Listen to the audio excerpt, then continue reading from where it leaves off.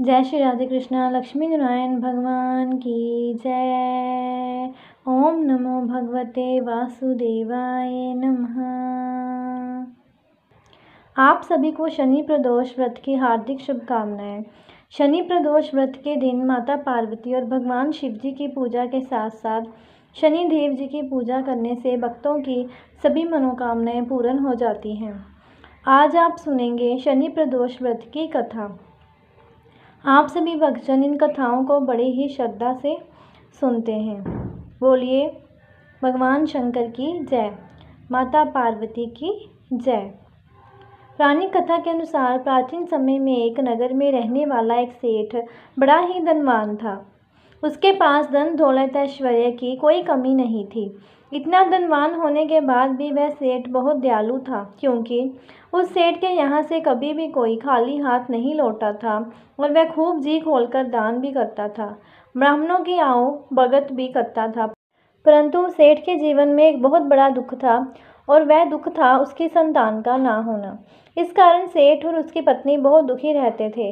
सेठ रात दिन यह सोचकर दुखी रहता कि उसके पास इतना ढेर सारा धन है, लेकिन उसका उपभोग करने वाला उसकी कोई भी संतान नहीं है, ना ही उसका वंश बढ़ाने वाला कोई है। इतना धन दौलत का वह क्या करेगा, ये सोचकर दोनों पति पत्नी बड़े दुखी रहते थे।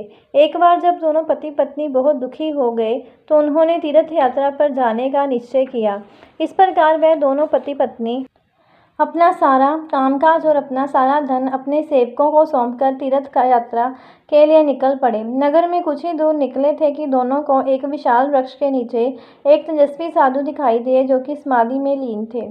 साधु को देखकर दोनों के मन में विचार आया कि क्यों ना अपने तीर्थ की शुरुआत साधु महाराज का आशीर्वाद लेकर ही की जाए।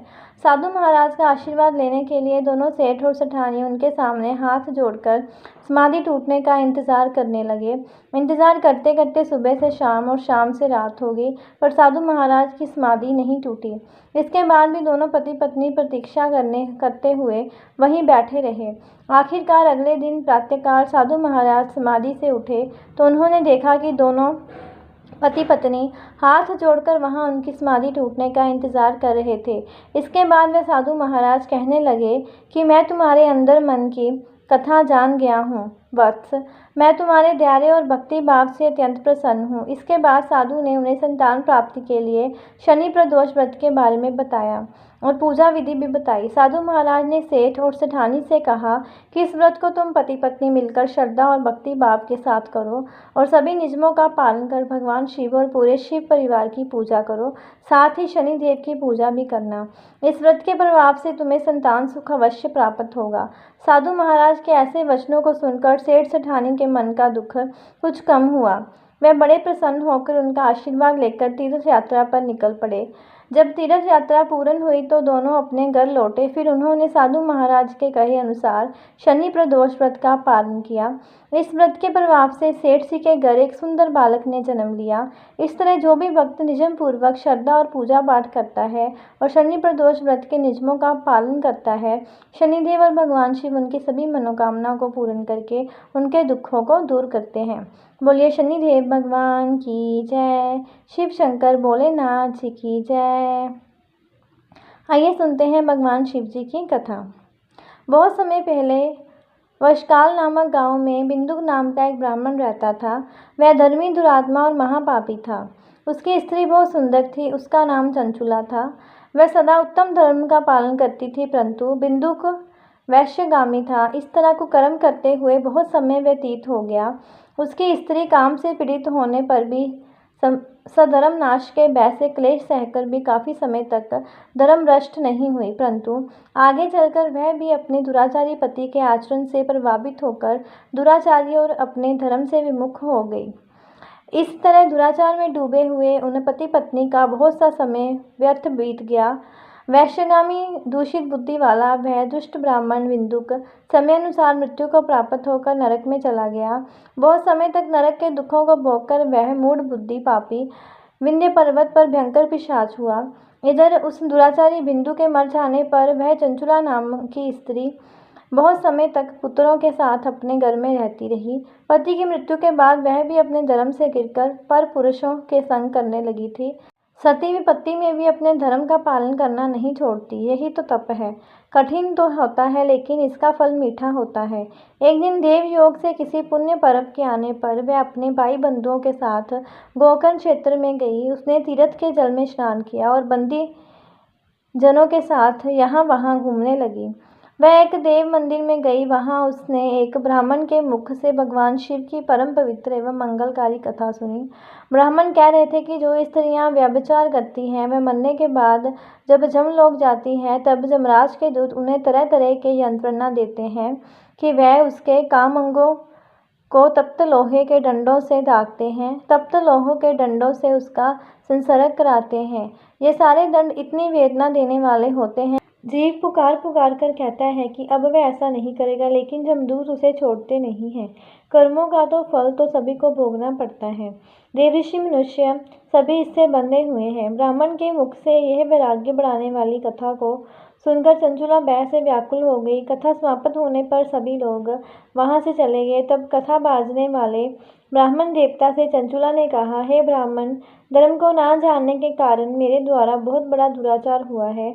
स्वामी, मेरे ऊपर कृपा कर मेरा उद्धार कीजिए।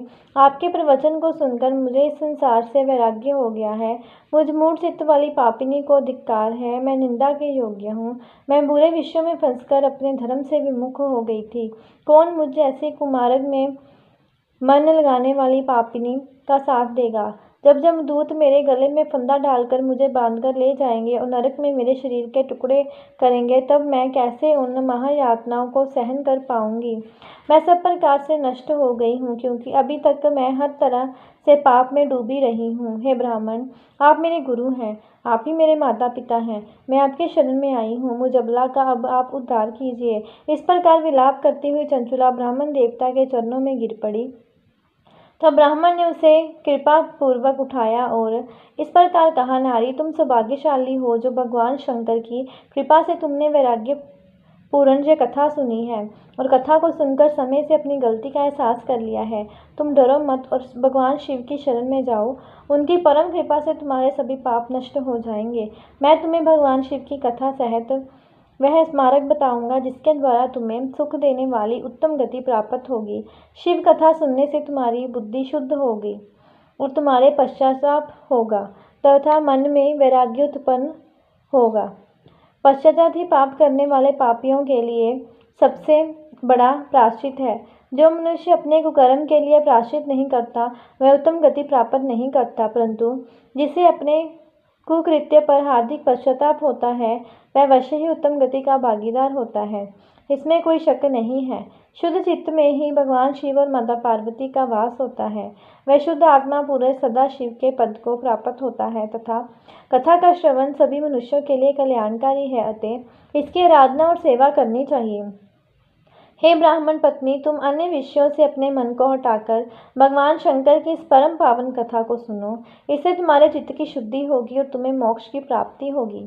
जो मनुष्य निर्मल हृदय से भगवान शिव के चरणों का चिंतन करता है उसकी एक ही जन्म में मुक्ति हो जाती है। यह कहकर वह ब्राह्मण चुप हो गए। उनका हृदय करुणा से भर गया। वे ध्यान में मगन हो गए। ब्राह्मण का जय उपदेश सुनकर चंचुला के नेत्र में आनंद के आंसू छलक आए। वह हर्ष भरे हृदय से ब्राह्मण देवता के चरणों में गिर गई और हाथ जोड़कर बोली कि मैं कृतार्थ हो गई। हे ब्राह्मण, शिव भक्तों में श्रेष्ठ स्वामिन, आप धन्य हैं। आप परमार्दर्शी हैं और सदा परोपकार में लगे रहते हैं। साधुओं, मैं नरक के समुद्र में गिर रही हूँ, कृपा करके मेरा उद्धार कीजिए। जिस पौराणिक और अमृत के समान कथा की बात आपने की है उसे सुनकर ही मेरे मन में वैराग्य उत्पन्न हुआ है। उस अमृतमय कथा को सुनने के लिए मेरे मन में बड़ी श्रद्धा हो रही है। कृपया आप मुझे उसे सुनाइए। कथा सुनने की इच्छा मन में लिए हुए चंचुला उन ब्राह्मण देवता की सेवा में वहीं रहने लगी। उस गोकर्ण नामक महाक्षेत्र में उन ब्राह्मण देवता के मुख से चंचुला भगवान शिव की भक्ति, ज्ञान और वैराग्य बढ़ाने वाले और मुक्ति देने वाली परम उत्तम कथा सुनकर कृतार्थ हुई। उसका चित्त शुद्ध हो गया। वह अपने हृदय में शिव के सगुण रूप का चिंतन करने लगी। वह सदैव शिव सच्चिदानंद में सब रूप का स्मरण करती थी। इसके बाद अपना समय पूर्ण होने पर चंचुला ने बिना किसी कष्ट के अपना शरीर त्याग दिया। उसे लेने के लिए दिव्य विमान वहां पहुंचा। यह विमान शोभा साधनों से सजा था और शिव गणों से सुशोभित था। चंचुला विमान में शिवपुरी पहुंची। उसके सारे पाप धुल गए। वह दिव्य रूप धारिणी दिव्यांगना हो गई थी। वह गौरांगी देवी मस्तक पर अर्धचंद्र का मुकुट और अन्य दिव्याभूषण पहने शिवपुरी में पहुंची। वहां उसने सनातन देवता त्रिनेत्रधारी महादेव शिव को देखा। सभी देवता उनकी सेवा में भक्ति भाव में उपस्थित थे। उनकी अंग कान करोड़ों सूर्यों के समान प्रकाशित हो रही थी। 5 मुख और हर मुख में 3-3 नेत्र थे। मस्तक पर अर्धचंद्राकार मुकुट शोभ्यमान हो रहा था। कंठ में नील चिन्ह। उनके साथ में देवी गौरी विराजमान थी, जो विद्युत पुंज के समान प्रकाशित हो रही थी। महादेव जी की कांत कपूर के समान गौरी थी।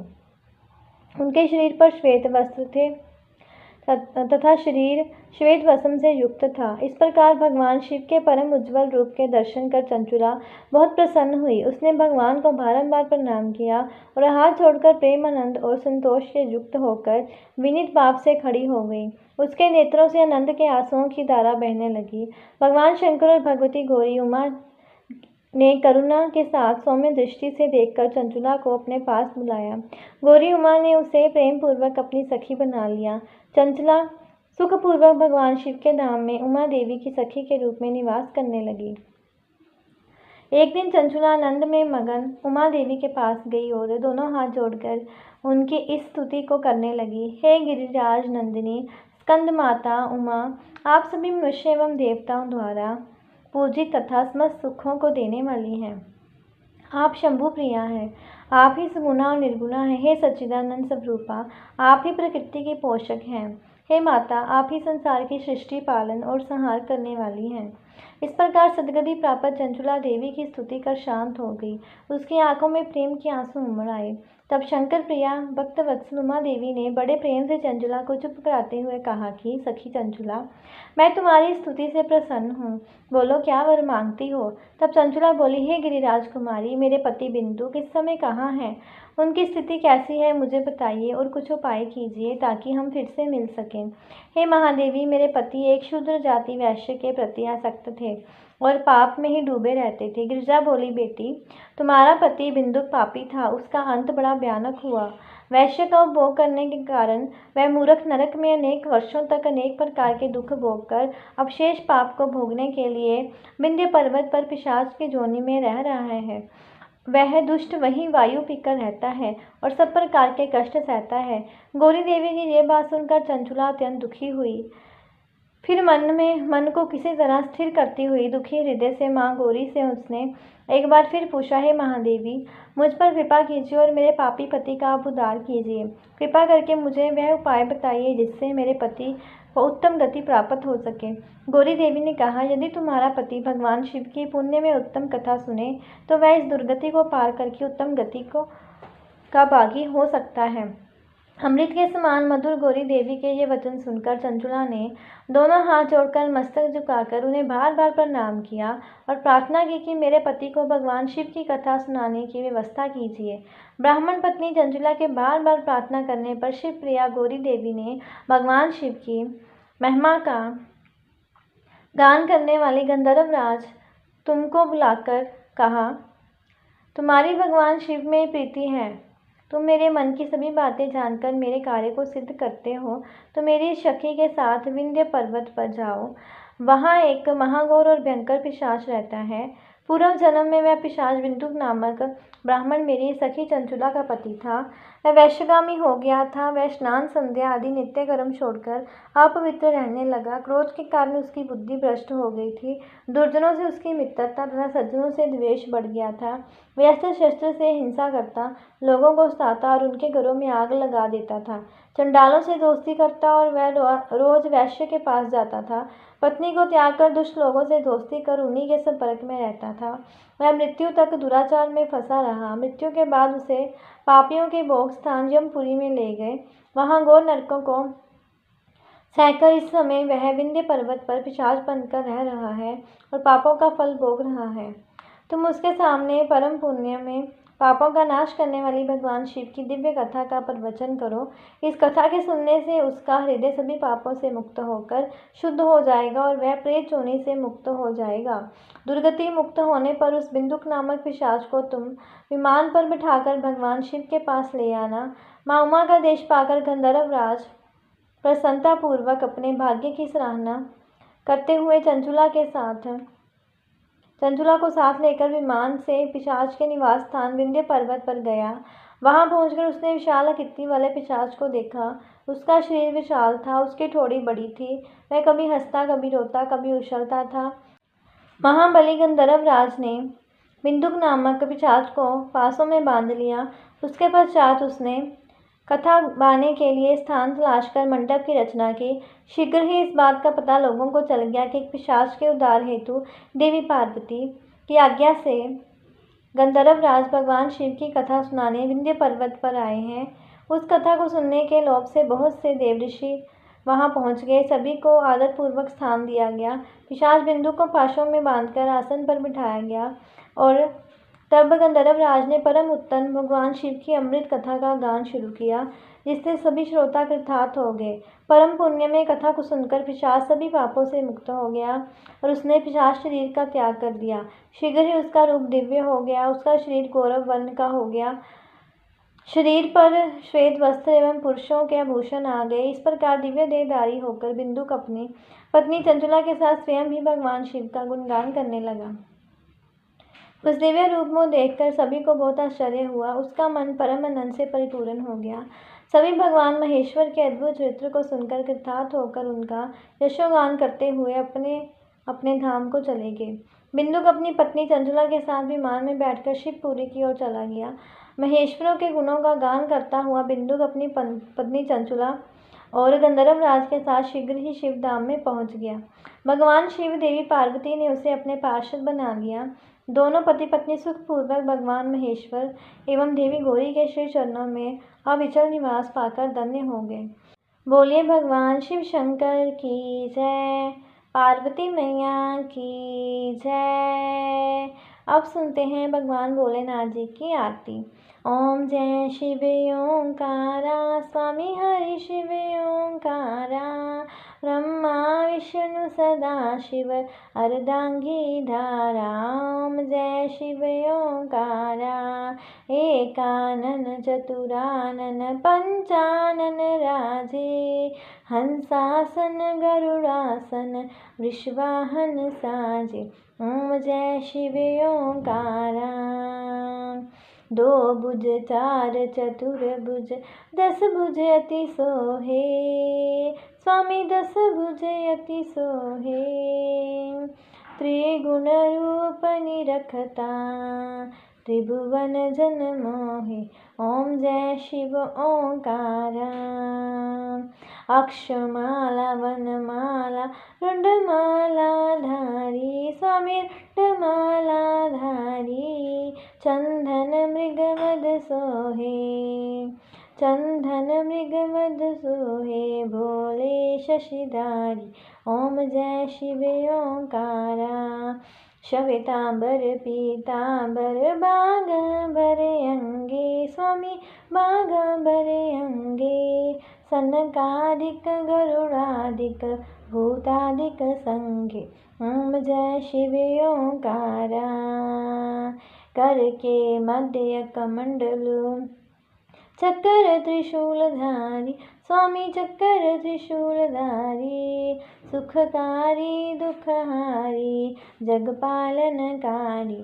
ओम जय शिव ओंकारा, ब्रह्मा विष्णु सदा शिव, जानत अविवेका, स्वामी जानत विवेका, प्रणवाक्षर में शोभित जे तीनों एका।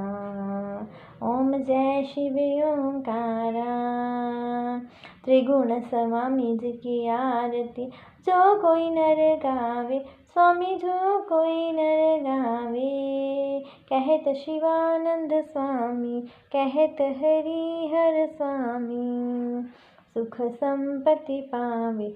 ओम जय शिव ओंकारा, ओम जय शिव ओंकार, स्वामी जय शिव ओंकारा, ब्रह्मा विष्णु सदा शिव अर्धांगी धारा। ओम जय शिव ओंकारा, स्वामी हरि शिव ओंकारा। बोलिए भोलेनाथ जी की जय, पार्वती मैया की जय, विष्णु भगवान की जय, शनिदेव जी की जय। प्रिय भक्तजनों, ऐसी और कथाएं सुनने के लिए चैनल को सब्सक्राइब करें, वीडियो को ज़्यादा से ज़्यादा शेयर करें और कमेंट में जय श्री राधे कृष्णा, जय श्री भोलेनाथ अवश्य लिखें। बोलिए राधा कृष्ण भगवान की जय।